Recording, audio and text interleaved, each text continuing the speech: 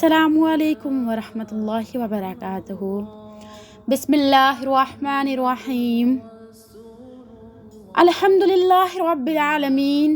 اللہ سبحانہ تعالیٰ کی توفیق سے ہم صحابیات کی زندگیوں کو دیکھ رہے ہیں، ان کی قربانیوں کو، ان کے صبر کو، ان کے تقوی کو، ان کے ایمان کو ہم دیکھ رہے ہیں کہ وہ کس طرح دین کے لیے جد و جہد کرتی تھیں اور کتنی تڑپ ہوتی تھی ان کی دین کے لیے کچھ کرنے کی، اسلام کے لیے کچھ کرنے کی، جبکہ بہت مشکلوں سے اسلام آیا، بہت تکلیفوں کے بعد، بہت قربانیوں کے بعد ہمیں اسلام ملا، لیکن آج ہم اس کی قدر نہیں کر رہے۔ میں بہت معذرت خواہ ہوں، کل میں آپ لوگوں کے ساتھ لیکچر نہیں اپلوڈ کر سکی تھی کیونکہ مجھے تھوڑا سا پرابلم ہے میگرین کا، تو وہ میری طبیعت خراب ہو گئی تھی، تو اس لیے میں نے اپلوڈ نہیں کیا۔ لیکن سب سے بڑی وجہ یہ تھی کہ آپ لوگوں کی غفلت، آپ لوگ جو غفلت میں رہے ہیں، پتہ نہیں اس غفلت سے کب نکلیں گے۔ واللہ مجھے بہت دکھ ہوتا ہے۔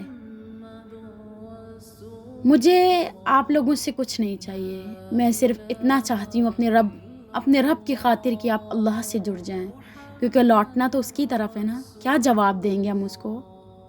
کس کے لیے زندگی گزار رہے ہیں آپ؟ کس کے پیچھے بھاگ رہے ہیں؟ دولت، پیسہ، گھر، گاڑی، بچے، بیوی، کس کے پیچھے بھاگ رہے ہیں؟ دوست؟ اللہ کی ذات نے جو سوال کرنے ان کا پتہ ہے۔ اللہ ہم سب کو ہدایت دے اور اللہ ہمیں عمل کی بھی توفیق دے۔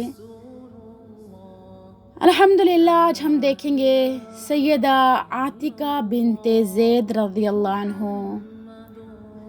بہت ہی پیاری صحابیہ ہیں، ان کی محبت بھی دیکھی اس میں، اور قربانی بھی، صبر بہت ہے سیدہ عاتکہ بنت زید کی زندگی میں۔ سیدہ عاتکہ بنت زید، والد کا نام ان کا زید بن عمرہ بن نفیل اور والدہ کا نام ام قریظ بنت حضرمی تھا۔ ان کا بھائی سعید بن زید تھا، جو ان 10 صحابہ کرام میں سے ایک تھا جنہیں زبان رسالت سے جنت کی بشارت ملی، اور سیدنا عمر بن خطاب اس کے باپ کے چچا زاد بھائی تھے۔ سیدہ عاتکہ رضی اللہ عنہ کی شادی سب سے پہلے سیدنا عبداللہ بن ابی بکر صدیق رضی اللہ عنہ کے ساتھ ہوئی۔ ان کی شہادت کے بعد سیدہ عاتکہ کی شادی سیدنا عمر بن خطاب رضی اللہ عنہ کے ساتھ ہوئی۔ جب وہ شہید ہو گئے تو سیدہ عاتکہ رضی اللہ عنہ سیدنا زبیر بن عوام رضی اللہ عنہ کے ساتھ رشتہ ازدواج میں منسلک ہو گئیں۔ ان کے بعد سیدنا علی بن ابی طالب رضی اللہ عنہ نے انہیں نکاح کا پیغام دیا، جو انہوں نے قبول نہ کیا۔ پھر ان کی شادی سیدنا حسین بن علی رضی اللہ عنہ کے ساتھ ہوئی۔ انشاءاللہ اللہ کی توفیق سے ہم دیکھیں گے ان صحابات کی جو شہید ہوئے ہیں، اور بعد میں سیدہ عاتکہ کی شادی کس طرح ان سے ہوئی۔ وہ ایک شاعرہ بھی تھیں الحمدللہ۔ سیدہ عاتکہ رضی اللہ عنہ نہایت حسین و جمیل اور خوش اخلاق تھیں۔ انہوں نے مکہ معظمہ میں اسلام قبول کیا اور دیگر مسلمان خواتین کے ساتھ بیعت کرنے کا شرف حاصل کیا۔ جب رسول اللہ صلی اللہ علیہ وسلم اپنے صحابہ کرام رضی اللہ عنہم کو مدینہ منورہ کی طرف ہجرت کرنے کی اجازت دے دی تو سیدہ عاتکہ رضی اللہ عنہ نے بھی مدینہ منورہ کی طرف ہجرت کرنے کی سعادت حاصل کی، تاکہ رسول اللہ صلی اللہ علیہ وسلم کے قریب رہتے ہوئے ہدایت الہی کے چشمے سے سیراب ہو سکیں۔ سیدہ عاتکہ رضی اللہ عنہ بڑی فصیح و بلیغ شاعرہ خاتون تھیں، بلکہ انہوں نے عرب شعراء میں بڑا بلند مقام حاصل تھا۔ مرثیہ کہنے میں انہیں بڑی مہارت حاصل تھی۔ ان کی یہ خوبی اس وقت آشکار ہوئی جب انہوں نے یک کے بعد دیگر اپنے فوت ہونے والے خاوندوں کے بارے میں فصاحت و بلاغت کے شاہکار مرثیے کہے۔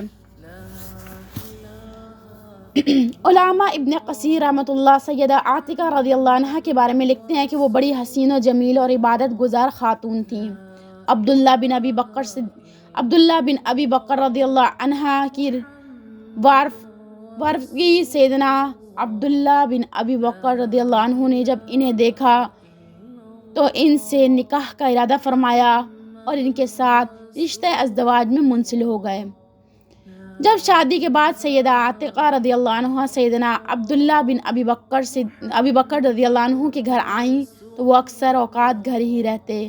غزوات میں حاضر بھی قدرے کم ہو گئی، نماز کے اوقات میں حاضری کی بھی پہلے جیسی تیزی نہ رہی۔ اس صورتحال کو سیدنا ابو بکر صدیق رضی اللہ عنہ نے بڑی شدت سے محسوس کیا۔ جب سیدنا ابو بکر صدیق رضی اللہ عنہ کو اپنے بیٹے کے بارے میں یہ پتہ چلا کہ ان کا بیٹا عبداللہ اپنی بیوی عاتقہ کی محبت کی وجہ سے تساہل کا شکار ہے تو انہیں دینی لحاظ سے خطرہ محسوس ہوا۔ انہوں نے یہ فیصلہ کر لیا کہ ان دونوں میں جدائی کروا دی جائے۔ آپ نے بیٹے کو حکم دیا کہ وہ اپنی بیوی کو طلاق دے کر مکمل طور پر اپنے دین کی طرف لوٹ آئے اور پہلے کی طرح غزوات میں دلچسپی کا مظاہرہ کرے۔ سیدنا عبداللہ رضی اللہ عنہ کے لیے یہ بڑا ہی مشکل مرحلہ تھا۔ ایک طرف چہیتی بیوی اور دوسری طرف عظیم المرتبت باپ کا حکم تھا۔ باپ کا احترام انہیں مجبور کر رہا تھا کہ ان کی پیروی اختیار کی جائے اور ان کے حکم کو بیوی کی محبت پر ترجیح دی جائے۔ لہٰذا انہوں نے اپنے معزز باپ کی دلی رغبت کو ترجیح دیتے ہوئے اپنی چہیتی بیوی کو بادل نخواستہ طلاق دے دی۔ طلاق کے بعد دونوں ایک دوسرے سے الگ ہو گئے، لیکن سیدنا عبداللہ کے سینے سے محبت کی آگ بجھ نہ سکی۔ آگ کا شعلہ روز بروز زیادہ ہی بھڑکتا رہا۔ ایک دن انہوں نے اپنے دل کی کیفیت کو ان اشعار میں بیان کیا: لوگ کہتے ہیں کہ تو اسے طلاق دے دے اور خود اس کی جگہ خواب دیکھنے والے کی طرح سہارا دیتا ہوں۔ ایک عظمت والی خاتون کی خاطر گھر والوں سے جدائی مجھے ناگوار گزرتی ہے۔ ایک دفعہ کا واقعہ ہے، جب رات کی تاریکی چھا گئی تو عبداللہ بن ابی بکر رضی اللہ عنہ اپنی چہیتی بیوی کی جدائی کے غم میں ڈوبے ہوئے درد بھرے انداز میں یہ اشعار کہنے لگے: اے عاتقہ، جب تک بات صبا چلتی ہے اور گلے میں پڑی گانی ہار والی فاختہ نوح کنا ہے، میں تجھے نہیں بھول سکتا۔ اے عاتقہ، جب تک مسافروں کے قافلے کوچ کا ارادہ رکھتے ہوں اور آسمان پر ستارے روشن ہوں، میں تجھے نہیں بھول سکتا۔ اے عاتقہ، میرا دل ہر دن ہر رات تیری طرف معلق رہتا ہے۔ میں نے آج تک اپنے جیسا کوئی نہیں دیکھا جس نے اس جیسی کو طلاق دی ہو اور نہ اس جیسی دیکھی ہو جسے بغیر جرم کے طلاق دی گئی ہو۔ اس کی اچھی عادت اور عمدہ رائے اور اچھی سیرت تھی، وہ سچ بولنے والی تھی۔ رات کے سناٹے میں سیدنا ابو بکر صدیق رضی اللہ عنہ تہجد ادا کرنے کے لیے گھر کی چھت پر چڑھے۔ جب انہوں نے اپنے بیٹے عبداللہ کی زبان سے یہ اشعار سنے تو ان کے دل میں رغبت پیدا ہو گئی۔ انہوں نے اپنے بیٹے کو پیار بھرے انداز میں دیکھا اور اسے اپنی بیوی سے رجوع کرنے کی اجازت دے دی۔ جب عبداللہ نے اپنے عظیم باپ کی بات سنی تو اس وقت بآواز بلند پکار کر کہا: ابا جان، گواہ رہنا، میں نے رجوع کر لیا ہے۔ انہوں نے انتہائی خوشی سے اپنے غلام امین کو آواز دے کر کہا: جاؤ، تم میری طرف سے آزاد ہو۔ پھر وہ بھرپور مسرت و شادمانی کا اظہار کرتے ہوئے اپنی بیوی عاتقہ رضی اللہ عنہا کو رجوع کی بشارت دینے کے لیے روانہ ہوئے اور اس موقع پر یہ اشعار کہے: اے عاتقہ، تو طلاق دی گئی شک کی بنیاد پر اور تجھ سے رجوع کیا گیا ایک ایسے کام کے لیے جو لوگوں پر واقع ہونے والا ہے۔ اس میں پیار بھی ہے اور جدائی بھی ہے۔ میرا دل جدائی میں ہمیشہ اڑتا ہے اور میرا دل جو اللہ نے قریب کر دیا ٹھہر گیا ہے۔ تیری نرم گوئی کی وجہ سے میں تجھ میں ناراضی کے آثار نہیں دیکھ پاتا۔ تجھ پر حسن و جمال کا پرتو ہے۔ تو ان لوگوں میں سے ہے جن کے معاملات اللہ نے سلجھا دیے اور جن کو اللہ نے آراستہ اور مزین کر دیا، انہیں کوئی ذلیل کرنے والا نہیں۔ سیدنا عبداللہ رضی اللہ عنہ نے اپنی بیوی کے ساتھ شدید قلبی تعلق کی بنا پر ایک باغ ان کو اس شرط پر تحفے میں دیا کہ وہ اس کی وفات کے بعد کسی شخص سے شادی نہیں کریں گی۔ دونوں میاں بیوی نے بڑے ہی خوشگوار انداز میں زندگی بسر کی اور دونوں نے بڑی سعادت مندی سے اپنی زندگی کے ہر لمحے کو پرمسرت انداز میں گزارا۔ دیکھا ہم نے الحمدللہ سیدہ عاتقہ بنت زید کے بارے میں کس طرح سیدنا عبداللہ کے والد نے ان کو طلاق کے لیے کہا اور وہ اپنے والد کی رضا میں راضی ہو گئے، لیکن والد نے ان کی محبت کو دیکھا تو دوبارہ رجوع کے لیے کہا۔ والدین بہت پیاری چیز ہیں، اللہ سبحانہ تعالیٰ توفیق عطا فرمائے ہمیں ان کا فرمانبردار بننے کی۔ لیکن والدین اپنی اولاد کے دوست بن جائیں تو اولاد کے لیے بہترین ہوتا ہے کہ وہ باہر کسی ایسے انسان کو اپنا دوست بنائے جو اس کے لیے دنیا اور آخرت دونوں خراب کر سکتا ہے۔ تو بہتر یہ ہے کہ والدین اپنے بچوں کے دوست بن جائیں تاکہ اولاد بھی، بچے بھی آ کر آرام سے اپنے والدین سے کچھ شیئر کرنا چاہیں تو کر سکیں، ان کی رضا میں بھی راضی ہونا سیکھیں، اور کوئی بات ایسی ہو، شادی کا پیغام ہو یا کوئی بات، تو اپنے والدین سے بے جھجک کہہ سکیں اور ان کے والدین چھان بین کریں اور چھان بین کر کے ان کی خوشی کے ساتھ منسلک ہوں۔ اللہ تعالیٰ ہم سب کو ہدایت دے۔ ہم صحابیات کی زندگی سے چاہیں تو بہت کچھ سیکھ سکتے ہیں اور چاہیں تو نہیں بھی سیکھ سکتے۔ اپنے اپنے دل، اپنی اپنی محبت اور اپنی اپنی جستجو کی بات ہے، لیکن ہمارا کام ہے پہنچا دینا۔ اللہ تعالیٰ اس توفیق دے آخری سانس تک بھی ہم اس مشن میں رہیں، اور اللہ تعالیٰ مجھے اس قابل بنائے کہ میں آخری سانس تک آپ لوگوں کی صحابیات اور صحابہ کی زندگیوں کے بارے میں بتاتی چلوں۔ اللہ تعالیٰ توفیق عطا فرمائے ہمیں اسے سننے کی بھی اور اس پر عمل کرنے کی بھی۔ دیکھیں گے سیدہ عاتقہ بنت زید کے جو پہلے شوہر تھے، خاوند تھے، ان کی شہادت، لیکن کسی کو بھی زندگی ہمیشہ کے لیے نہیں ملتی۔ جو اس دنیا میں آیا ہے اس کے جانے کا ایک وقت مقرر ہے، اس میں ایک لمحے کے لیے تاخیر ہو سکتی اور نہ ہی تقدیم۔ کیا خوب کسی پنجابی شاعر نے کہا ہے، ایتھے بیٹھ کسے نہیں اور رہنا، اے دنیا کوئی دن دی ہے۔ مطلب ادھر کسی نے نہیں بیٹھے رہنا، یہ دنیا کچھ دن کی ہے۔ اب اپنا محاسبہ کرتے ہیں ہم لوگ، اس دنیا میں کس چیز کے پیچھے بھاگ رہے ہیں؟ کچھ دن کی دنیا ہے، موت ہمارے برابر میں کھڑی ہے اور ہمیں یہ نہیں پتہ کہ قرآن کیا کہتا ہے، اللہ سبحانہ تعالیٰ ہم سے کیا چاہتا ہے، نبی پاک صلی اللہ علیہ وسلم نے کیا قربانیاں دی۔ بس خود کو مسلمان کہتے ہیں اور عمل ہمارے مسلمانوں والے نہیں ہیں۔ اللہ ہمیں توفیق دے کہ ہم اعمال بھی اپنے قرآن و سنت کے مطابق کریں، اپنی زندگی کو قرآن و سنت کے مطابق گزاریں۔ زندگی بہت تھوڑی ہے، چند دن کی ہے، چند سیکنڈوں کی ہے، کچھ نہیں پتہ اگلے پل ہم ہوں یا نہ ہوں، لیکن اپنی آخری سانس تک ایک ارادہ کر لیں، اللہ کا کلمہ بلند کرنا ہے، اللہ کا کلمہ بلند کرنا ہے، اور انشاءاللہ اللہ کا کلمہ بلند کریں گے، رسول صلی اللہ علیہ وسلم کے مشن کو جاری رکھنا ہے، اور انشاءاللہ ہم اس کو جاری رکھیں گے انشاءاللہ۔ آپ آج سنیں یا کل سنیں، کسی دن تو سنیں گے ہی نا، اللہ ہدایت دے ہی دے گا، لیکن میرا مشن یہ جاری رہے گا، کوئی سنے یا نہ سنے، میں اللہ کی خاطر اس مشن کو جاری رکھوں گی۔ مجھے نہیں پتہ میری زندگی کتنی ہے، میرا کام ہے صرف پہنچانا، اور میں آخری سانس تک اسے پہنچاؤں گی انشاءاللہ عز و جل، کیونکہ آج نہیں تو کل، کل نہیں تو پرسوں، پرسوں نہیں تو سالوں بعد۔ اگر میں نہیں بھی ہوئی اس دنیا میں تو کم سے کم اعمال تو میرا جاری رہے گا، کوئی تو سنے گا، کوئی تو اللہ کی محبت حاصل کرنے کے لیے اس کا علم حاصل کرے گا انشاءاللہ۔ سیدنا عبداللہ بن ابی بکر رضی اللہ عنہ رسول اللہ صلی اللہ علیہ وسلم کے ہمراہ غزوہ طائف کے لیے روانہ ہوئے۔ دوران جنگ میں انہیں ایک تیر لگا جس سے وہ شہید ہو گئے، اس طرح وہ خوش قسمت شہداء کے زمرے میں شامل ہو گئے۔ جب ان کی وفات کی خبر سیدہ عاتقہ رضی اللہ عنہ کو پہنچی تو وہ جدائی کے غم میں لمبی آہیں بھر کر روئیں اور اپنے خاوند کی یاد میں یہ اشعار کہے۔ بڑے ہی خوبصورت اشعار ہیں، ویسے تو عربی میں ہیں لیکن میں آپ کو ترجمہ بتا دیتی ہوں۔ مجھے نبی کریم صلی اللہ علیہ وسلم اور سیدنا ابو بکر کے بعد سب سے بہتر انسان کی جدائی کا صدمہ پہنچا ہے، جو کسی طرح بھی کم نہ تھا۔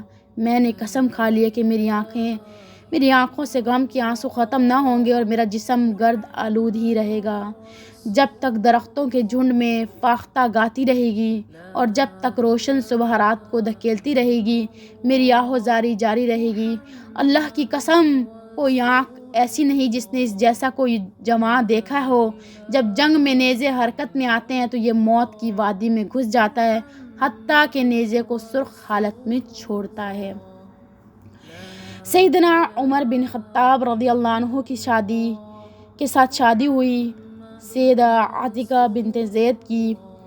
سیدہ عاتقہ رضی اللہ عنہ عدت کے دوران میں مسلسل روتی رہیں۔ جب انہوں نے عدت پوری کر لی تو سیدنا عمر بن خطاب رضی اللہ عنہ نے انہیں نکاح کا پیغام بھیجا۔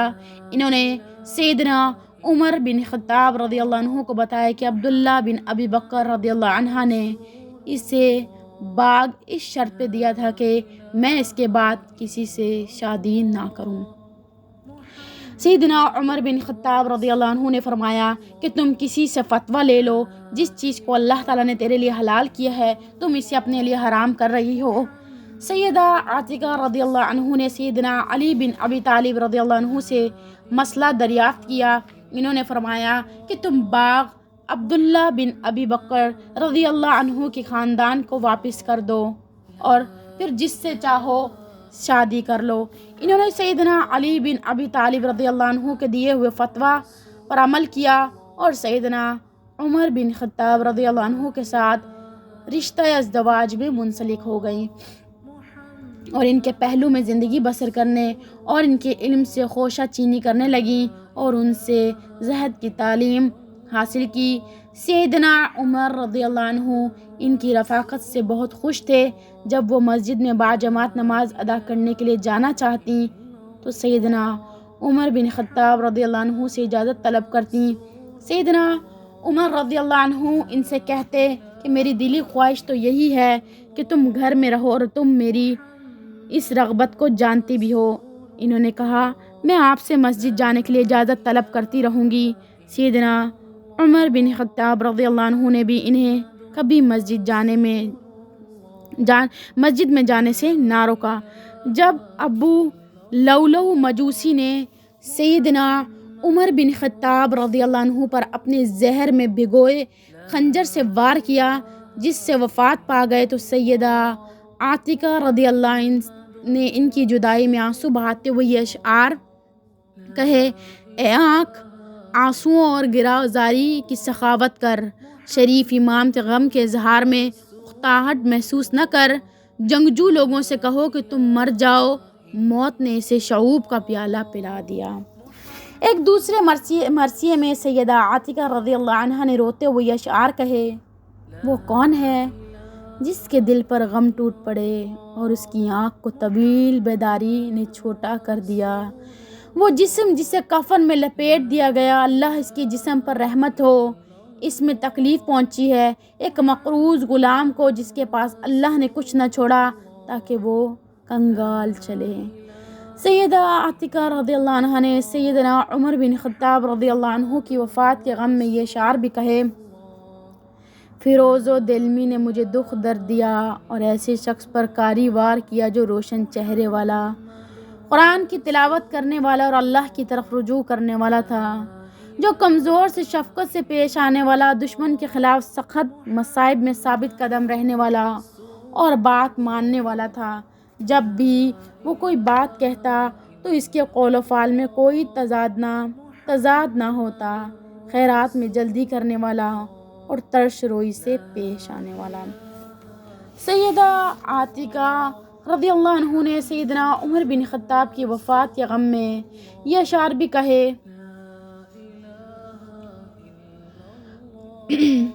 سیدنا زبیر بن عوام رضی اللہ عنہ کے ساتھ شادی ہوئی، اس کے بعد سیدہ عاتقہ رضی اللہ عنہ کی، پہلے تو عبداللہ کے ساتھ، پھر عمر بن خطاب، اب زبیر بن عوام رضی اللہ عنہ۔ اس سے ثابت ہوتا ہے کہ اسلام میں عورت کو کتنی عزت دی گئی ہے۔ بیوہ کو کتنی جلدی نکاح میں باندھ دیا جاتا تھا تاکہ وہ اپنی زندگی کو اچھے سے گزار سکے۔ آج ہم جس معاشرے میں ہیں اور جس معاشرے میں ہم اپنی زندگی کو بسر کر رہے ہیں، وہاں پر طلاق یافتہ اور بیوہ عورتوں کو گالی سمجھا جاتا ہے، مطلب کہ ان کو اچھی نگاہ سے نہیں دیکھا جاتا، ان کے لیے طرح طرح کے کمنٹس پاس کیے جاتے ہیں، پتہ نہیں عورت میں ہی کوئی خرابی ہوگی تبھی اس کے شوہر نے ایسا کیا۔ ایسا نہیں ہوتا ہے، کچھ رشتے اللہ کی طرف سے بنتے ہیں اور ٹوٹتے بھی اللہ کی طرف سے ہیں۔ کچھ رشتوں میں بھروسہ، عزت، محبت نہیں ہوتی، کچھ رشتوں میں احساس نہیں ہوتا، کچھ رشتے شک کی بنا پر ٹوٹ جاتے ہیں، اور کچھ رشتوں کے لیے ہمارے پہ آزمائش ہوتی ہے، کچھ رشتے شیطان کے وسوسے میں آ کے ہم اپنے توڑ دیتے ہیں۔ اللہ تعالیٰ نے عورت کو قرآن پاک میں بھی بہت عزت دی ہے اور اسلام نے بھی بہت عزت دی ہے۔ میری ہر ایک بندے سے گزارش ہے جو اس وقت یہ سنتا ہے، خواہش رکھتا ہے شادی کی، تو اپنے آس پاس دیکھے، کوئی بیوہ، کوئی یتیم، کوئی طلاق یافتہ ہو تو اس سے نکاح ضرور کرے۔ اللہ اس کی دنیا اور آخرت دونوں سنوار دے گا انشاءاللہ۔ اللہ تعالیٰ ہمیں توفیق دے کہ ہم عورتیں بھی اس قابل بن جائیں اور سمجھیں اسلام کو، اسلام کے مطابق زندگی گزاریں، اللہ نے جو سکھایا اس پر عمل کریں، رسول صلی اللہ علیہ وآلہ وسلم کی زندگیوں سے اور ان صحابیات کی زندگیوں سے ہم عمل میں لائیں اسے، اللہ ہمیں اس قابل بنا دے۔ سیدہ عاتقہ رضی اللہ عنہ نے اپنی عدت کا عرصہ سوگ میں گزارا۔ جب سیدنا زبیر بن عوام رضی اللہ عنہ کو معلوم ہوا کہ سیدہ عاتقہ رضی اللہ عنہ کی عدت پوری ہو چکی ہے تو انہوں نے ان کو شادی کا پیغام دیا، جسے انہوں نے منظور کر لیا اور وہ سیدنا زبیر بن عوام رضی اللہ عنہ کے ساتھ رشتہ ازدواج میں منسلک ہو گئیں۔ سیدنا زبیر بن عوام رضی اللہ عنہ بڑی غصیلی طبیعت والے تھے۔ سیدہ عاتقہ رضی اللہ عنہ جسمانی طور پر فربا تھیں۔ سیدنا زبیر بن عوام رضی اللہ عنہ نے حکم دیا کہ وہ مسجد نہ جایا کریں۔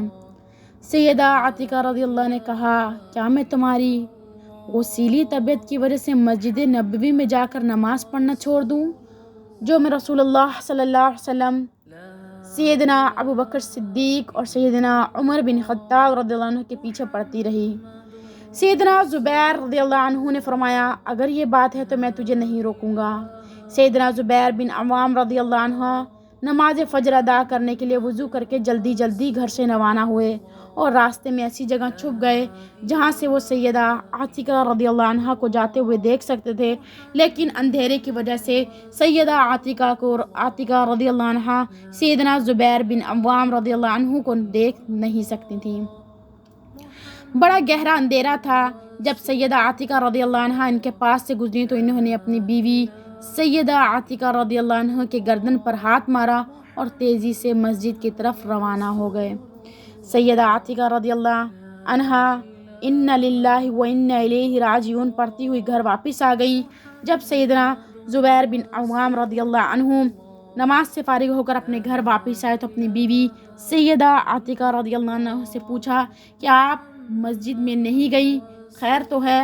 فرمانے لگی، لوگوں میں فتنہ و فساد غالب آ چکا ہے، اور انہوں نے اپنے ساتھ پیش آنے والا واقعہ بیان کیا۔ پھر فرمانے لگی، میرا گھر میں نماز پڑھنا ہی میرے لیے بہتر ہے۔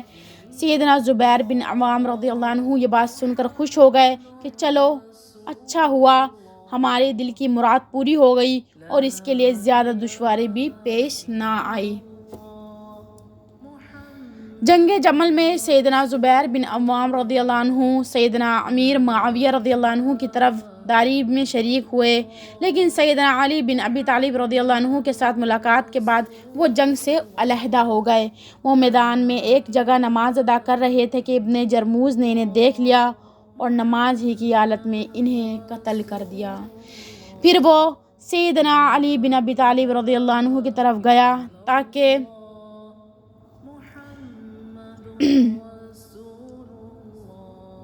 تاکہ انہیں اپنے کارنامے سے آگاہ کرے۔ اس کا خیال تھا کہ سیدنا علی رضی اللہ عنہ یہ خبر سن کر خوش ہوں گے اور اسے انعام و اکرام سے نوازیں گے، لیکن جب ابن جرموز نے سیدنا علی بن ابی طالب رضی اللہ عنہ سے ملاقات کی، اجازت طلب کی، تو انہوں نے فرمایا ابن صفیہ یعنی زبیر بن عوام کے قاتل کو جہنم کی بشارت دے دو۔ پھر فرمایا کہ میں نے رسول اللہ صلی اللہ علیہ وسلم سے سنا ہے، آپ نے فرمایا ہر نبی کا ایک حواری ہوتا ہے اور میرا حواری زبیر بن عوام ہے۔ ایک دوسری روایت میں زر بن حبیش سے مروی ہے کہ جب سیدنا علی بن ابی طالب رضی اللہ عنہ کو بتایا گیا کہ زبیر بن عوام کا قاتل دروازے پر کھڑا ہے، تو آپ نے فرمایا ابن صفیہ یعنی زبیر بن عوام کے قاتل کو جہنم کی بشارت سنا دو۔ پھر فرمایا میں نے رسول اللہ صلی اللہ علیہ وسلم سے سنا، آپ نے فرمایا ہر نبی کا ایک حواری ہوتا ہے اور میرا حواری زبیر بن عوام ہے۔ ایک دوسری روایت میں ہے، عاصم زر سے بھی بیان کرتے ہیں کہ سیدنا علی رضی اللہ عنہ سے کہا گیا کہ زبیر بن عوام کا قاتل دروازے پر کھڑا ہے، تو سیدنا علی رضی اللہ عنہ نے فرمایا ابن صفیہ یعنی زبیر بن عوام رضی اللہ عنہ کو قاتل ضرور جہنم میں داخل ہوگا۔ اسی طرح سے ایک حدیث میں آگے بھی یہی واقعہ بیان کیا گیا ہے، اور ہاں جی ایک حدیث میں اور یہ واقعہ بیان کیا گیا، انشاءاللہ ہم آگے سے دیکھیں گے انشاءاللہ باذن اللہ۔ کوئی غلطی کوتاہی ہو تو معاف کریے گا۔ اللہ تعالی ہم سب کو اس پر عمل کرنے کی بھی توفیق دے۔ اللہ ہمیں اس قابل بنا دے کہ ہم ان صحابیات کی زندگی سے کچھ نہ کچھ ضرور سیکھیں، کچھ نہ کچھ اپنے عمل میں ضرور لائیں۔ اللہ ہمارے لیے بہت آسانیاں کرے، آمین ثم آمین۔ جزاکم اللہ خیرا کثیرا۔ السلام علیکم ورحمۃ اللہ وبرکاتہ۔